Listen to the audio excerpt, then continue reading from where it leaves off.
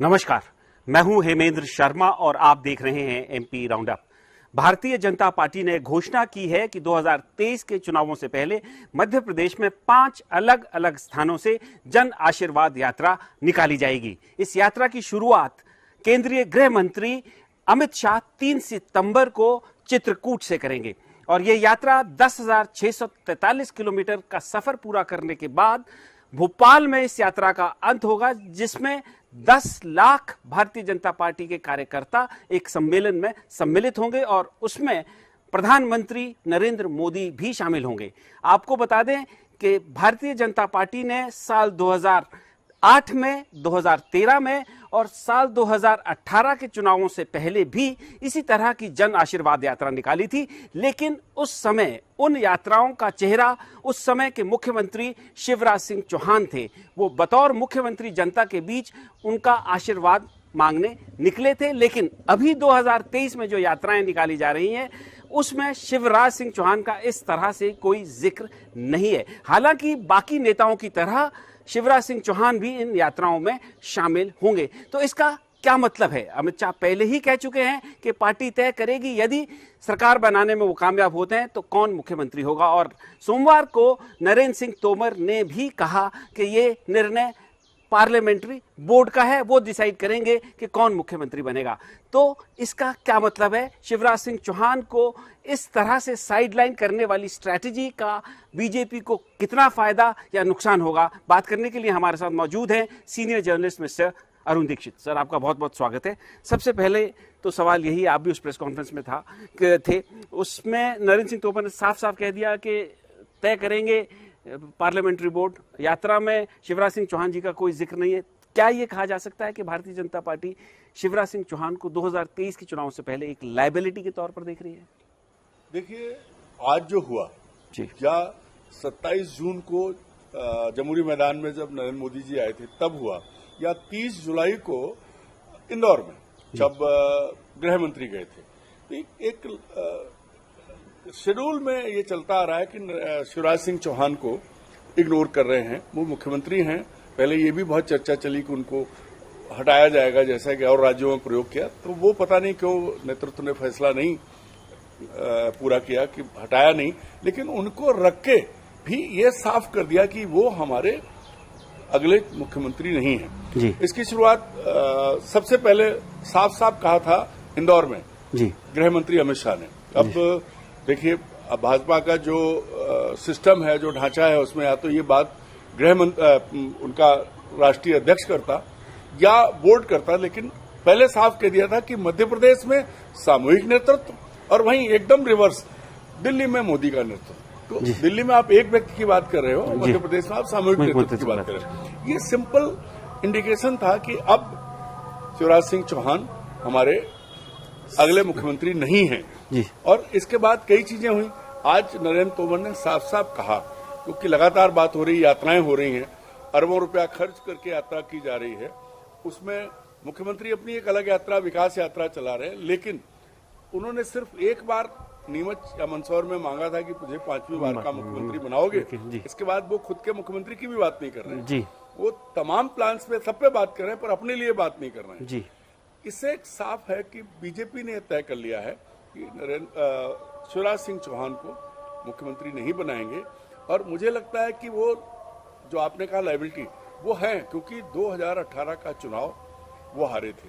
2020 में जैसे सरकार बनी, वो बड़ा मुद्दा है, तो उनके चेहरे में अब वो नूर नहीं रहा जिसपे अट्रैक्शन आए और वोट आए, ये मान लिया गया। और यही वजह है कि आज उन्होंने साफ कर दिया कि संसदीय बोर्ड तय करेगा। एक बात और बताऊं आपको जी कि 1993 में जब मंदिर विवाद के बाद सरकार 92 में उनकी सरकार 91 में गिराई गई थी, पटवा जी की। हाँ जी। उसके बाद जब चुनाव हुआ तब भी पटवा चेहरा थे जी। 93 में पटवा चेहरा थे, हार गए। 2003 में उमा भारती चेहरा थी, 2008 में शिवराज थे, 2013 में शिवराज थे, 2018 में भी शिवराज थे।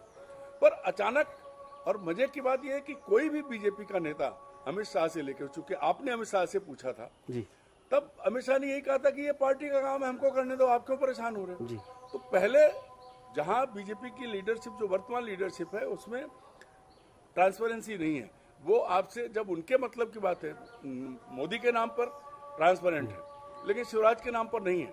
अब एक विडंबना है कि नरेंद्र मोदी और शिवराज सिंह में अगर पार्टी के भीतर इनका स्टेटस देखो तो प्रधानमंत्री बनने से पहले नरेंद्र मोदी और शिवराज सिंह एक प्लेटफॉर्म पे थे जी। शिवराज सिंह नरेंद्र मोदी से सीनियर हैं पॉलिटिक्स में, और ये बात लाल कृष्ण आडवाणी ने जब तब नाम लिए थे 4, उसमें शिवराज सिंह चौहान का नाम लिया था जी। और आज दुर्भाग्य ये कि 10 साल में नरेंद्र मोदी 14 में प्रधानमंत्री बने और आज 23 आते आते शिवराज सिंह की ये स्थिति हो गई कि उनको पीछे खड़ा करने में भी तकलीफ है। मध्य प्रदेश के जो विज्ञापन आ रहे हैं उनमें सब में नरेंद्र मोदी हैं जी और केंद्र के मंत्री हैं। नहीं सर, मेरा सवाल यही है कि अगर शिवराज सिंह चौहान लाइबिलिटी हैं, वो पीछे खड़े करने में भी दिक्कत हो रही है, विज्ञापनों में भी नहीं ला रहे हैं और साफ हर उसमें कह रहे हैं कि अगले मुख्यमंत्री ये नहीं होंगे, तो फिर उनको हटाया क्यों नहीं गया? मतलब ये जितनी भी योजनाएं अभी ला रहे हैं शिवराज सिंह चौहान के चेहरे पर ही तो ला रहे हैं।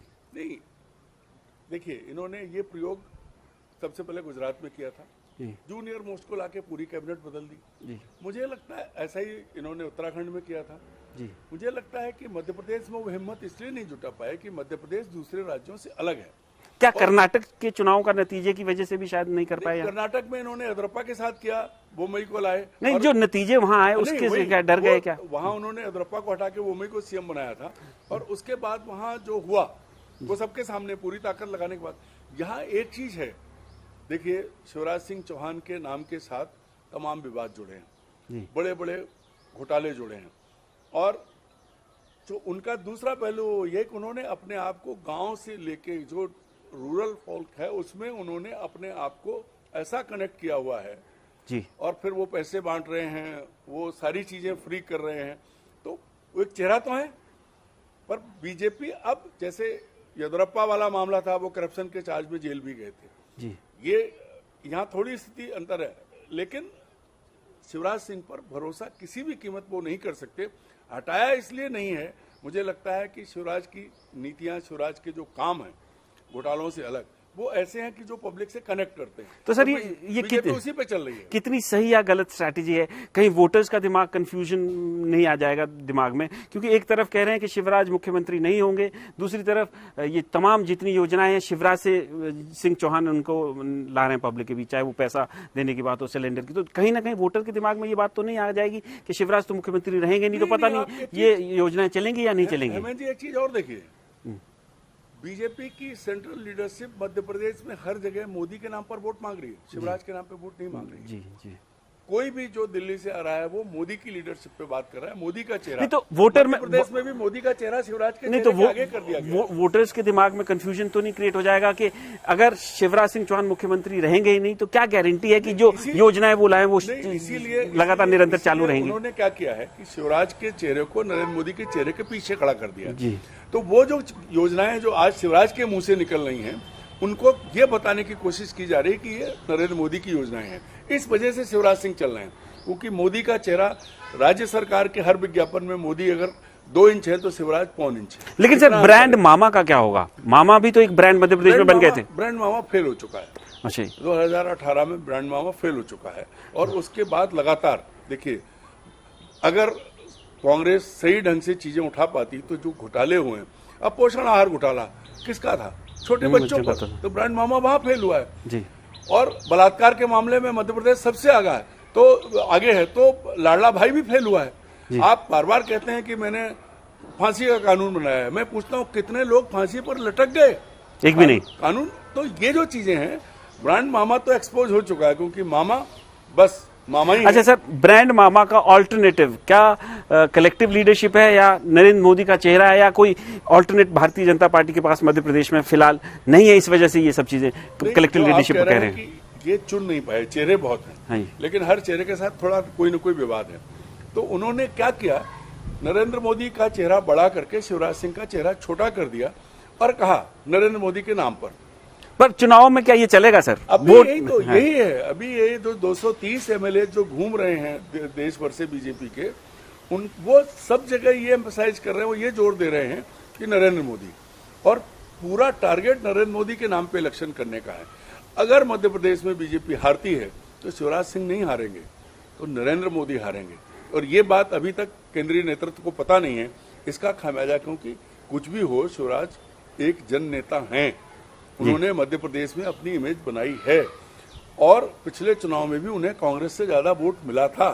पर दूसरा पक्ष ये है कि तमाम घोटाले जो उनके नाम के साथ जुड़े हैं जी। तो ऐसे में अगर शिवराज सिंह को पूरी तरह खारिज करेंगे तो ओबीसी लीडर के तौर पे तो उनकी पहचान आपने बनाई है। अब ये तय होना चाहिए कि नरेंद्र मोदी बड़े ओबीसी लीडर हैं कि शिवराज सिंह, वो मध्य प्रदेश में तय करेगा कि क्या होना है। अगर मोदी का चेहरा लोगों ने स्वीकार कर लिया, जिसकी संभावना अभी कम ही दिखती है, तब तो फिर जो होना है वो होगा। लेकिन अगर नहीं तो शिवराज सिंह को इस तरह खारिज करने का नुकसान बीजेपी को जरूर होगा। तो भारतीय जनता पार्टी ने लगभग ये तय कर लिया है कि शिवराज सिंह चौहान जो है उनका नेतृत्व 2023 के चुनावों में नहीं करेंगे। अमित शाह खुद ये बात कह चुके हैं, नरेंद्र सिंह तोमर ने भी यही बात कही है कि यदि पार्टी मध्य प्रदेश में सरकार बनाने में कामयाब होती है तो पार्लियामेंट्री बोर्ड तय करेगा कि मुख्यमंत्री कौन होगा। 18 या 19 साल से जो मध्य प्रदेश में भारतीय जनता पार्टी के मुख्यमंत्री हैं वो नहीं होंगे, इस बात का इस पर मुहर लगती है। लेकिन शिवराज सिंह चौहान को साइडलाइन करके, दरकिनार करके, क्या भारतीय जनता पार्टी एक अच्छी पॉलिटिकल स्ट्रैटेजी के तहत काम कर रही है? इस बात का फैसला मध्य प्रदेश में होने वाले चुनावों के नतीजे आने के बाद ही हो पाएगा। एमपी राउंडअप में आज सिर्फ इतना ही। कल फिर मुलाकात होगी, तब तक के लिए थैंक यू, गुड बाय।